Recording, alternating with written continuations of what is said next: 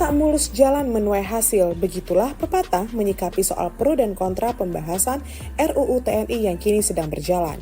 Salah satunya berasal dari kader Partai Kebangkitan Bangsa atau PKB Umar Hasibuan. Kali ini, ia kembali menyoal dan bersuara soal revisi Undang-Undang Tentara Nasional Indonesia atau RUU TNI yang dinilainya setengah-setengah. Simak saja, ia mengkritik rencana pembukaan jabatan di Mahkamah Agung dan Kejaksaan Agung untuk perwira aktif TNI. Mahkamah Agung dan Kejagung juga mau dijabat TNI, kata Umar pada situs X @UmarHasibuan pada tanggal 17 Maret 2025.